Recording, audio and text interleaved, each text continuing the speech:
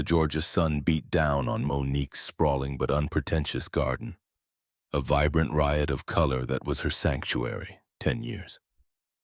10 years since the Oscar, the supposed pinnacle, had instead become the gilded entryway to a peculiar Hollywood purgatory. The phone still rang, but the calls were different now. Offers for reality shows she wouldn't touch, indie films with heartfelt scripts but budgets that barely covered craft services. A far cry from the studio pictures that had once seemed her destiny. She'd built a life here away from the smog and insincerity of Los Angeles, a life filled with family, genuine laughter, and the rich soil under her fingernails. But a part of her, the performer, the truth-teller, still watched, still listened. The Diddy trial, as the media had bombastically dubbed it, was unavoidable. Snippets bled from her car radio headlines, screamed from supermarket checkout displays. Sean Diddy Combs Puff, the man who had once embodied untouchable cool, now a defendant, his empire of bling and beats under a harsh, unflattering spotlight. Then came Cassie Ventura's testimony. Monique had watched clips online, her heart aching with a familiar cold dread. Cassie's voice trembling but resolute, painting a picture of control, of psychological fortresses and velvet-lined cages. It was a story Monique understood in her bones, a different verse of the same suffocating song. That evening, as the cicadas began their nightly chorus, her encrypted phone buzzed, a burner, a relic from a more paranoid phase she'd thought long past. The caller ID was just a string of random numbers. "Hello," Monique answered, her voice cautious. "Is this Mama Bear?" The voice on the other end was young, male, and audibly nervous. It was an old, affectionate nickname a few junior crew members had given her on her last major film set. "Who is this? You don't know me," the voice rushed. "But I used to work at Revolt, low level, saw things, heard things about Mr. Combs, about others." Monique's grip tightened on the phone. Revolt TV, Diddy's network. What kind of things? The kind of things they make you sign your life away to forget. The kind of things that made Ms. Ventura's testimony sound restrained. A dry, humorless laugh. "They're calling her a liar. You know the machine is in full gear. Perry's people, even some whispers about, well, the queen of talk's shadow PR. They're all scrambling. Tyler Perry, Oprah Winfrey." The names hung in the humid night air, heavy and potent. Monique had her own painful histories with both chapters she'd tried to close, scars she'd learned to live with. "Why are you telling me this?" Monique asked, her voice flat, betraying none of the turmoil churning within. "Because—" The young man paused, then his voice gained a desperate edge. "Because you're the only one who ever really pushed back and survived, even if they tried to bury you. They talk about you, you know, in those hushed tones. The Monique problem. A cautionary tale, but some of us saw it as courage." He took a shaky breath. "I have information, digital crumbs, email chains, redacted NDAs, internal memos, nothing that would stand up on its own, maybe. But if someone like you, someone with a voice they couldn't completely silence—" His voice trailed off, the unspoken plea hanging heavy. Monique was silent for a long moment, the crickets filling the void. "What's your name, son?" "Leo," he said. "Just Leo. And I'm scared witless, but I'm more scared of what happens if they keep getting away with it." Leo, a small fish in the vast predatory ocean. But sometimes Monique knew the smallest tremor could trigger an avalanche. "All right, Leo," she said, a new resolve hardening her voice. "Let's talk about these crumbs." Over the next few days, Leo, using layers of encrypted communication, began to feed Monique a stream of documents. They were fragmented, often heavily coded, but a pattern began to emerge. Memos about talent management strategies that sounded suspiciously like coordinated blackballing. Discussions about controlling the narrative around certain sensitive events. Diddy's infamous parties were alluded to, but never named directly. There were references to TP, his quiet support, and O's preferred crisis team. It was a spiderweb, intricate and sticky, designed to ensnare and silence. Monique felt a familiar rage, cold and sharp, but this time it was mingled with a sense of vindication. She hadn't been crazy. She hadn't been difficult for the sake of it. There was a machine, and Leo had just handed her a glimpse of its blueprints. She thought of her grandmother, a woman Soluções, whose wisdom was as deep as the Mississippi. "Baby," her grandmother's voice echoed in her memory. "Don't let them write your story without you in the room, and if they try to kick you out, you kick the damn door down." The Diddy trial was a room, a very public, very powerful room, and Monique was starting to feel the familiar itch to kick down a door. The first call came a week later, a Sunday morning. The caller ID read TP Studios. "Tyler Perry." "Monique, darling." His voice was smooth as molasses, the familiar folksy charm turned up to 11. "Been too long. Just calling to check in, see how my favorite Oscar winner is doing down there in God's country." Monique wasn't fooled. Tyler never called just to check in. "I'm blessed, Tyler, and you?" Busy. You know how it is. Building dreams, lifting our people up." A slight pause. "Speaking of which, this whole Diddy business, though, it's a terrible mess, isn't it? Tearing the community apart." "Truth has a funny way of being messy, Tyler," Monique said, her tone level. He chuckled, a low, rumbling sound. "Now, Mo, you know I've always admired your candor. But there's a time and a place. This trial, it's a spectacle, and a lot of good people who've done a lot for us, could get splattered by the mud. Unfairly, you understand. Are you one of those good people you're worried about, Tyler?" The molasses thickened, a hint of steel beneath. "I'm worried about our people, Monique. About the image we project, about the bridges we've all worked so hard to build. Some things are best left in the past for the greater good. You remember our conversation years ago about how sometimes sacrifices are necessary for the ecosystem,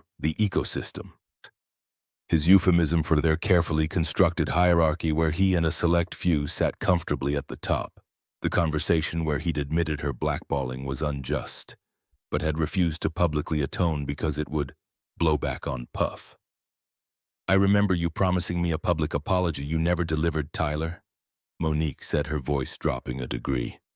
"Things change, Mo. Circumstances evolve. What I'm saying is there are opportunities on the horizon. Big things, for people who understand the value of discretion, of unity. Perhaps a project we could finally do together, something worthy of your talent, if this Diddy business just resolves itself quietly." It was the classic Perry play, the velvet glove hiding the iron fist, a veiled offer contingent on her sense regarding Diddy. "My silence isn't for sale, Tyler. Not then, not now." The charm in his voice evaporated. "That's a shame, Monique, a real shame. You always did have a habit of making things harder for yourself. Some doors, once they close, they don't reopen." The line went dead. The pressure didn't stop with Perry.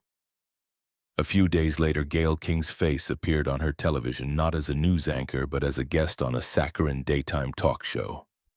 Oprah's best friend, her most trusted lieutenant. Gayle spoke eloquently about loyalty, about forgiveness, about the dangers of tearing down our icons. She never mentioned Monique by name, but the subtext was as clear as a church bell on a quiet Sunday. It was a warning shot fired from Oprah's gilded cannon. "They're scared," Monique murmured to herself, watching Gayle's carefully constructed empathy. "They're really scared." Then came the more insidious tendrils reaching into her quiet life.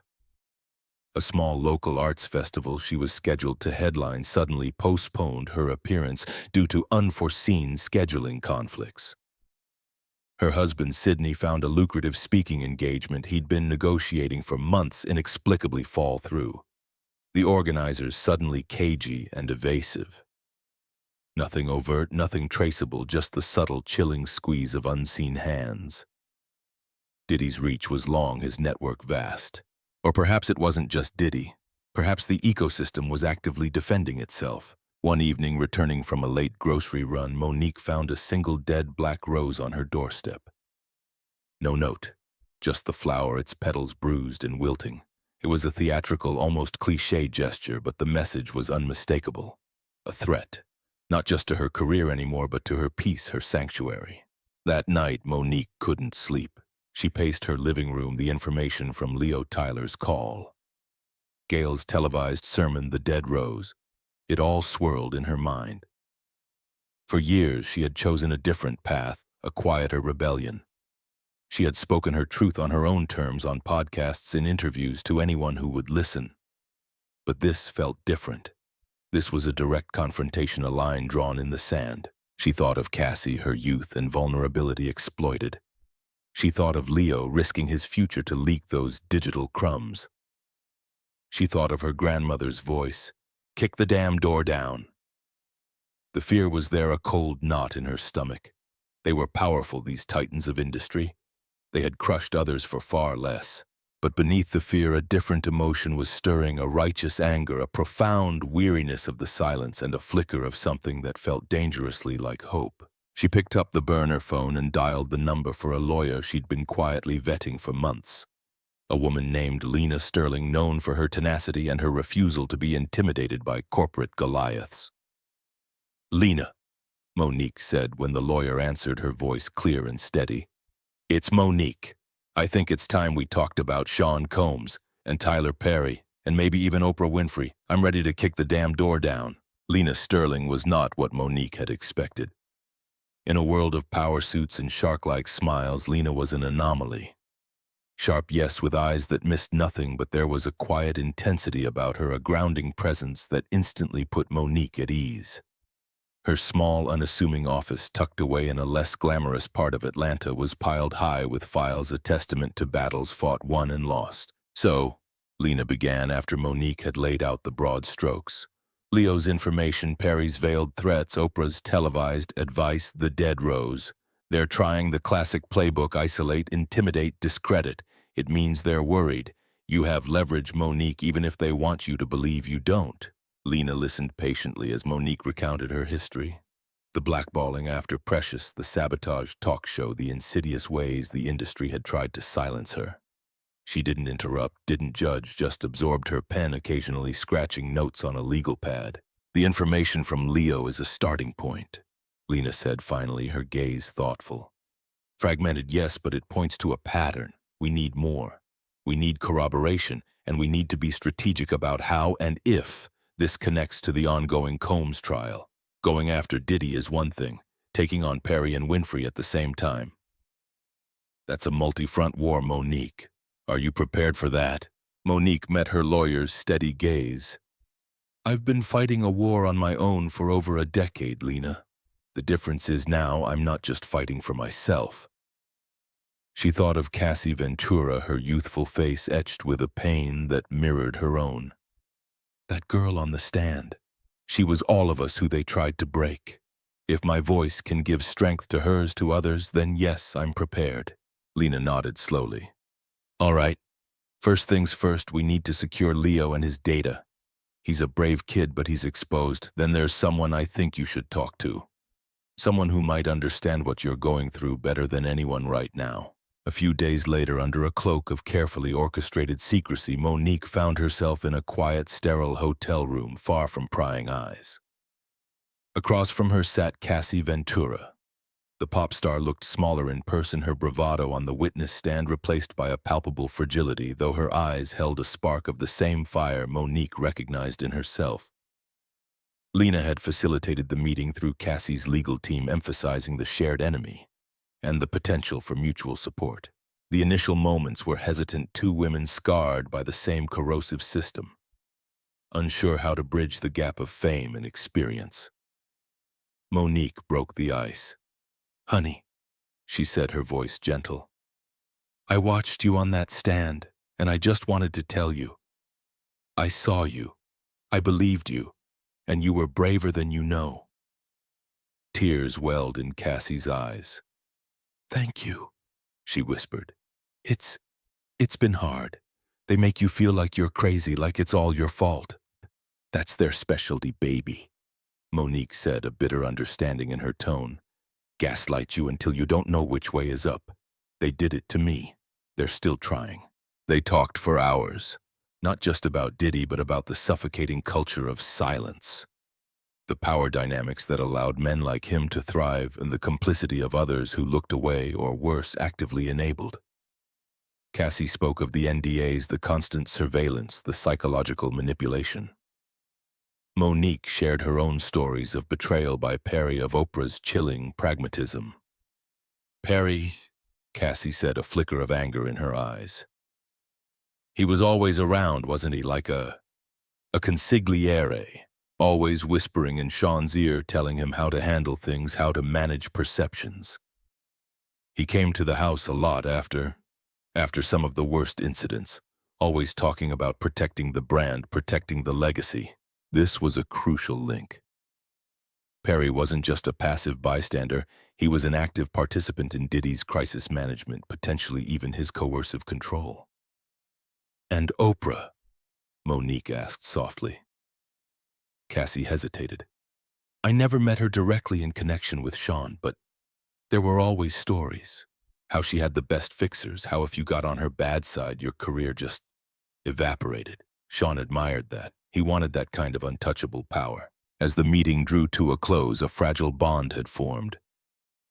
You're not alone in this, Cassie, Monique said, taking the younger woman's hand. And neither am I anymore. Cassie squeezed her hand. If there's anything from my experience that can help you, just ask. He needs to be stopped. They all do. Cassie, through her lawyers, agreed to share any non-privileged information her team had uncovered about Perry's involvement with Diddy's inner circle or any communication patterns that might corroborate Leo's data. The Sisterhood of Survivors was small, but it was growing. Back in Lena's office, Monique felt a renewed sense of purpose. Cassie confirmed what Leo hinted at, she told Lena. Perry was an enabler, a strategist for Diddy, and Oprah. Her influence casts a long shadow, even if it's indirect. It's all part of the same rotten tree, Lena. Lena's next target was Bishop T.D. Jakes. Monique had been vocal about her suspicions regarding Tyler Perry's $1 million donation to Jakes's church, the Potter's House, suggesting it was less about philanthropy and more about buying stunts, or favorable optics during a particularly scandal-ridden period for Diddy. Approaching Jakes directly is risky, Lena mused. He's a beloved figure, heavily insulated. A frontal assault would backfire. We need a more subtle approach. Lena decided to use a trusted investigative journalist, a Pulitzer finalist named Marcus Thorne. No relation to the fictional film producer in the earlier outline. Coincidentally known for his meticulous deep dives into nonprofit finances and powerful religious organizations. Marcus, Lena briefed him. We're not looking for a hit piece. We're looking for connections, for patterns. Perry's donation. Was it a one-off or part of a larger strategy of influence peddling involving figures like Combs? Are there other convenient donations from entertainment figures facing public scrutiny? Marcus Thorne, a lanky, bespectacled man with an insatiable curiosity, took on the challenge. He began a painstaking trawl through public records, tax filings, and archived church bulletins. He interviewed former employees of the Potter's House, disgruntled congregants, and financial watchdogs. Weeks later, Marcus returned to Lena's office, a sheaf of papers in his hand and a glint in his eye. You were onto something, Monique, he said, spreading documents across Lena's desk. Perry's donation wasn't an isolated incident. There's a clear pattern. Over the past decade, several high-profile entertainment figures, all of whom were either clients of a specific crisis PR firm also used by Diddy and Perry, or were facing imminent public scandals, made substantial, often unpublicized gifts to the Potter's House or its various charitable arms. He pointed to a timeline. And look at this. Many of these donations coincided with a noticeable softening of negative press around these individuals, or laudatory profiles appearing in friendly media outlets, some of which have, shall we say, informal ties to Jakes' broader network. There was no smoking gun directly linking Jakes to a conspiracy to silence anyone. But the circumstantial evidence was damning. It suggested a sophisticated system where blessings could be bought, where the church's immense cultural capital could be leveraged to launder reputations. Bishop Jakes isn't just a spiritual leader, Marcus concluded. He's a power broker, and his cathedral, it seems, holds more than just prayers. It holds secrets. Lena looked at Monique. This is potent. It doesn't directly implicate Jake's and Diddy's alleged crimes, but it paints a picture of the ecosystem you described. An ecosystem where influence is currency and silence can be bought with a tax-deductible donation. While Marcus was digging into Jake's finances, Leo, now safely relocated by Lena's team and communicating through secure channels, delivered another batch of files. This time it included heavily redacted minutes from several Revolt TV board meetings. One entry under Risk Management Memo mentioned potential fallout from VM allegations, VM being a thinly veiled reference to an early accuser of Diddy long before Cassie. The minutes noted TP advises proactive narrative shaping, OW. Network declined preliminary engagement citing scheduling but offered off-record strategic counsel via trusted consultant, OW. Oprah Winfrey. Monique felt a chill. So Oprah wasn't just a passive symbol of untouchability. She, or at least her trusted consultants, were offering off-record strategic counsel to help manage Diddy's messes. The betrayal felt deeper, sharper. This wasn't just about exploiting Monique's personal story. This was about actively participating, however discreetly, in the machinery of silence that protected men like Diddy. They're all connected, Monique said, her voice barely a whisper, looking at the web of names and veiled references spread across Lena's desk. Perry, Diddy, Oprah, and figures like Jake's providing cover. It's a fortress. Lena nodded, her expression grim. And the only way to breach a fortress, Monique, is to find the weakest point or to hit it with something so powerful the walls come tumbling down. She tapped the Diddy trial docket. This trial, this is our battering ram. Your testimony, if the judge allows its full scope, could be the cannonball. Monique took a deep breath. The fear was still there, a low hum beneath the surface, but now it was overshadowed by a steely resolve. She had the truth, she had allies, however few, and she had a story that needed to be told, not just for herself, but for every voice that had ever been silenced by the velvet chains of Hollywood power. Then let's load the cannon, Lena, Monique said. It's time to make some noise. The day Monique was scheduled to testify in the Sean Diddy Combs trial, the air outside the courthouse crackled with an almost palpable tension. It was more than just the usual media circus. A different kind of anticipation hung heavy, a sense that something foundational was about to be challenged. Lena Sterling, a bastion of calm beside Monique, gave her hand a reassuring squeeze as they navigated the throng. Remember, Lena whispered, your truth is your shield and your sword. Just breathe and speak it. Inside the courtroom was a pressure cooker. Diddy, flanked by his high-powered legal team, watched Monique's approach to the witness stand with an expression of icy disdain. Though a keen observer might have noticed the slight, almost imperceptible tightening of his jaw. Tyler Perry wasn't present, nor was Oprah, but their invisible weight, their influence, felt like a tangible presence in the room. The prosecution, led by Assistant District Attorney Ramirez, a sharp, no-nonsense Latina in her late 40s, had initially intended to call Monique primarily to corroborate certain timelines related to Diddy's social scene and industry practices. But Lena, in a series of tense closed-door meetings, had fought fiercely to broaden the scope of Monique's testimony, arguing that the alleged blackballing and the culture of silence orchestrated by figures like Perry and enabled by Diddy were directly relevant to understanding the coercive environment Diddy cultivated. The judge, a stern, experienced jurist named Eleanor Vance, no relation to the fictional Alara Vance from a previous story concept, had grudgingly agreed with strict caveats about hearsay and direct relevance. Ms. Monique Angela Hicks. Ramirez began, her voice resonant. You are an Academy Award-winning actress and comedian, is that correct? Yes, ma'am. Monique replied, her voice clear, filling the courtroom. And you are acquainted with the defendant, Mr. Sean Combs? I am. Ramirez carefully led Monique through her early career, her rise, and then the abrupt, inexplicable stall after her Oscar win. This was familiar territory for Monique, but reciting it under oath in this forum gave it a new, searing gravity. Then came the first strategic shift. Ms. Hicks, Ramirez said, you've stated publicly that you believe you were blackballed from Hollywood. Can you explain to the court who you believe was responsible for this and how it might relate to Mr. Combs? Diddy's lead counsel, a formidable attorney named Benjamin Carter, was immediately on his feet. Objection, Your Honor, relevance. This is a trial about Mr. Combs, not a referendum on Hollywood politics or Ms. Hicks's career grievances. Ms. Ramirez, Judge Vance prompted. Your Honor, Ramirez countered. The defense has repeatedly tried to paint Mr. Combs as a benevolent industry leader, a mentor. We intend to show that Mr. Combs was in fact a key player in a system that demands silence and punishes dissent. A system that enabled his alleged abuses. Ms. Hicks' experience is directly illustrative of this system and Mr. Combs's alleged involvement in it. I'll allow it for now. Judge Vance ruled, her gaze stern. But keep it tight, counselor, and Ms. Hicks, stick to facts you personally know. Monique took a deep breath. This was it. She began with Tyler Perry.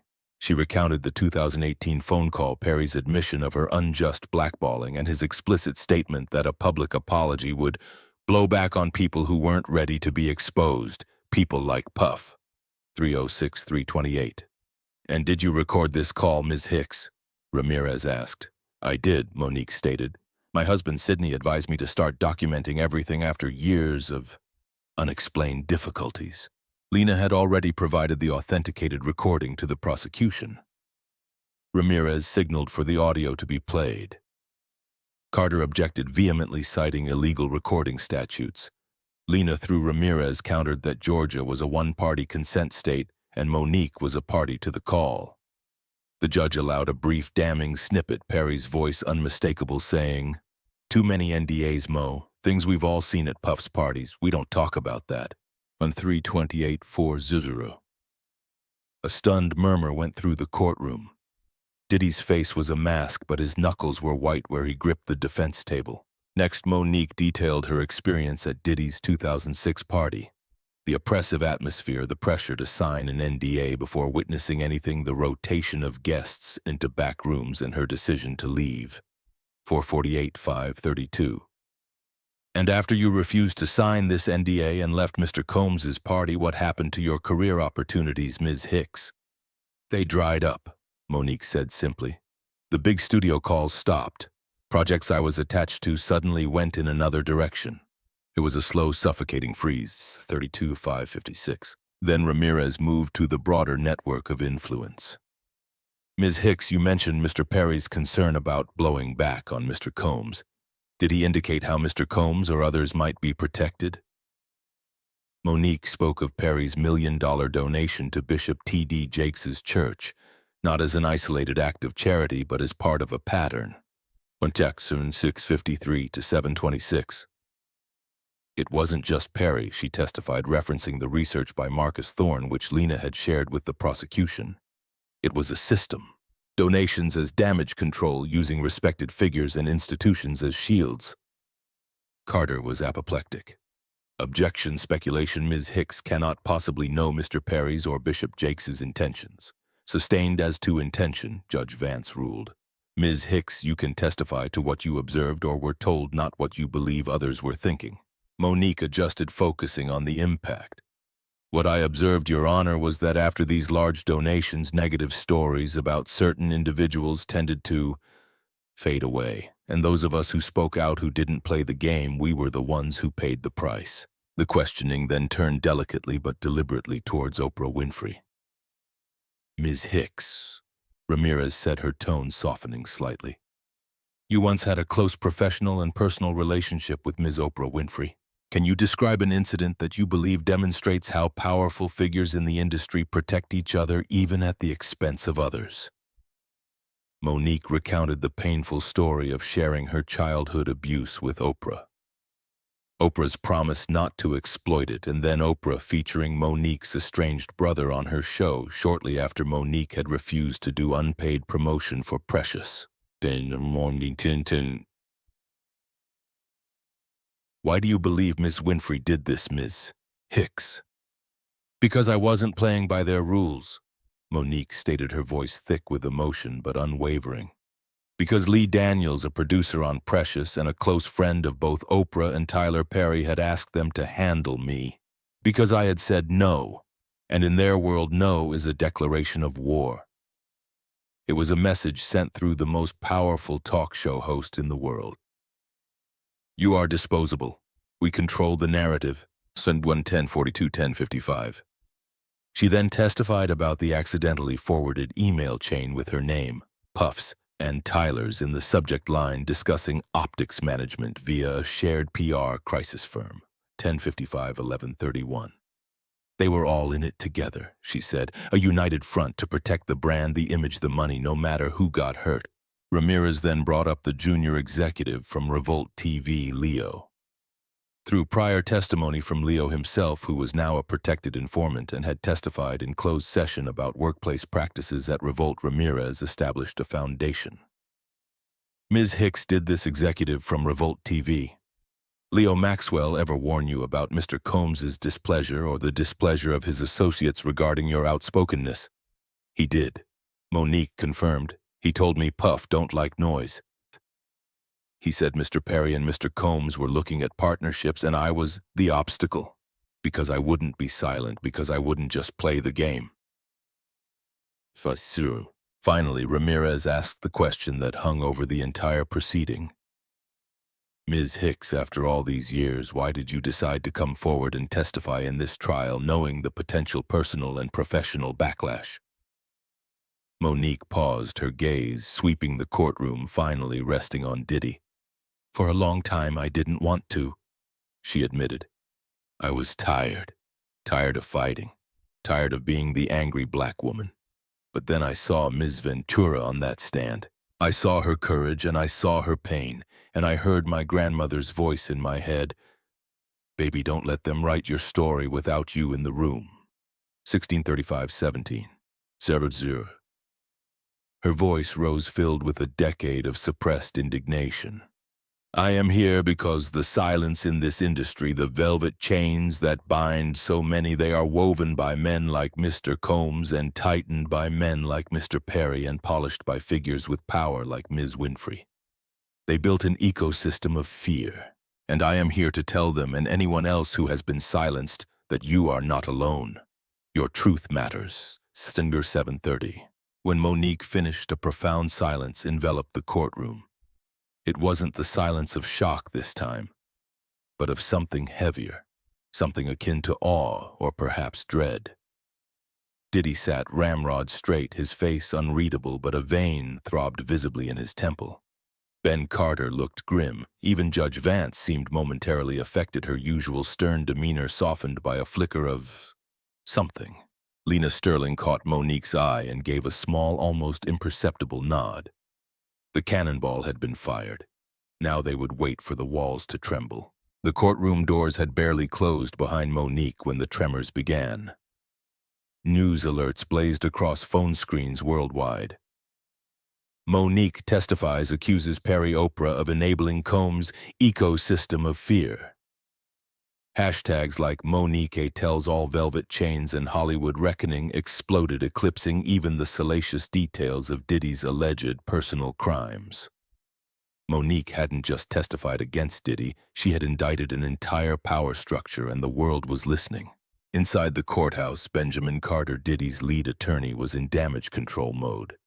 His face a mask of controlled fury as he requested an immediate sidebar with Judge Vance. The prosecution, led by a visibly energized ADA, Ramirez, coolly argued that Monique's testimony, while wide-ranging, had directly addressed the defendant's methods of operation and the culture of impunity that surrounded him. Judge Vance, though clearly aware of the bombshell that had just detonated in her courtroom, ruled that while some portions might be subject to later review for jury instruction, the core of the testimony would stand. Diddy's defense had suffered a body blow. That evening, the phones of Hollywood's power players buzzed incessantly. Frantic calls were reportedly made between Tyler Perry's camp and Oprah Winfrey's inner circle. Perry, usually a master of public relations, remained uncharacteristically silent for the first 24 hours. When he finally issued a statement, it was a carefully worded deflection expressing disappointment at the baseless and opportunistic accusations and reaffirming his commitment to uplifting the community, pointedly avoiding direct mention of Diddy or the specifics of Monique's claims. Oprah's response was even more insulated. A spokesperson for Harpo Productions released a terse statement. Ms. Winfrey has dedicated her career to empowering voices and seeking truth. Any insinuation that she would participate in silencing victims or perpetuating injustice is patently false and deeply offensive. There was no personal address, no acknowledgement of her past relationship with Monique. It was the fortress closing its gates, but the damage was done. Stocks for companies associated with Perry and Winfrey saw a minor but noticeable dip. Brands that had aligned themselves with their images of unimpeachable integrity began to nervously reassess. The carefully curated veneers had been chipped, revealing the complex, often ruthless machinery beneath. Bishop T.D. Jakes, through a spokesperson for the Potter's House, decried the unfounded and irresponsible attempts to politicize charitable giving and tarnish the reputation of a spiritual leader dedicated to service. Yet Marcus Thorne's investigative pieces, now supercharged by Monique's testimony, gained wider traction, prompting uncomfortable questions among Jakes's vast congregation and beyond. For Monique, the days following her testimony were a whirlwind. Lena Sterling shielded her from the worst of the media onslaught, but the outpouring of support was overwhelming. Other actors, writers, and crew members, long silenced by NDAs or fear, began to reach out anonymously at first, then some, with tentative willingness to share their own stories. The Silenced Seven from the earlier narrative concept felt like it could become the Silenced 70. Leo, still under protection, reportedly provided Lena with further, more specific data emboldened by Monique's courage. Cassie Ventura, watching from afar, issued a simple, powerful statement through her lawyer. Monique spoke her truth, and her truth resonates with many. I stand with her. The sisterhood was solidifying. The Diddy trial continued, but its trajectory had irrevocably shifted. Monique's testimony had contextualized Diddy's alleged abuses within a broader pattern of systemic power and stunts. Jurors who had previously only heard about Diddy's personal conduct now had a framework for understanding how such conduct could go unchecked for so long. While the ultimate verdict against Diddy would rest on the specific evidence related to his direct actions, Monique had ensured that the trial would also be a trial of the system that had protected him. Weeks later, as the Diddy trial moved towards its conclusion, the fictional verdict of which we can leave open as the focus is on Monique's impact, the aftershocks continued to ripple. A new wave of scrutiny. NDAs across Hollywood faced renewed legal and public examination. Studios and production companies began quietly reviewing their own talent management practices. The Monique effect. Other marginalized voices in the industry felt a crack in the wall of silence. More stories of abuses of power, not just by Diddy but by other powerful figures, began to surface, though often still anonymously. Tyler Perry and Oprah Winfrey. While their empires were too vast to crumble overnight, their carefully constructed images suffered lasting damage. The unquestioning reverence they once commanded was replaced by a more critical, questioning public gaze. Their future projects would be viewed through a different lens. For Oprah, the accusation of betraying a personal confidence for strategic gain was particularly corrosive to her brand of empathy. For Perry, the image of a community builder was tarnished by accusations of enabling a toxic culture. Monique herself. She knew her battle was far from over. Legal challenges from those she had named were almost certain. The velvet chains wouldn't break easily. But as she stood in her Georgia garden, the sun warm on her face, she felt a sense of peace she hadn't known in years. She had spoken her truth not just for herself, but for every voice that had been stifled, every talent that had been discarded, every dream that had been crushed by the weight of unaccountable power. Lena Sterling joined her on the porch one afternoon, a rare, quiet moment. "You know," Lena said, sipping iced tea, "they'll never admit it, but you've changed the conversation, Monique. Permanently." Monique looked out at her vibrant flowers, symbols of resilience and defiant beauty. "The conversation was always there, Lena. It was just a whisper. Maybe now." She smiled a slow, knowing smile. "Maybe now it's loud enough for everyone to hear. And maybe, just maybe, they'll finally start listening." The velvet chains hadn't vanished, but they had been undeniably, irrevocably loosened. and in the spaces between a new, more hopeful chorus was beginning to rise.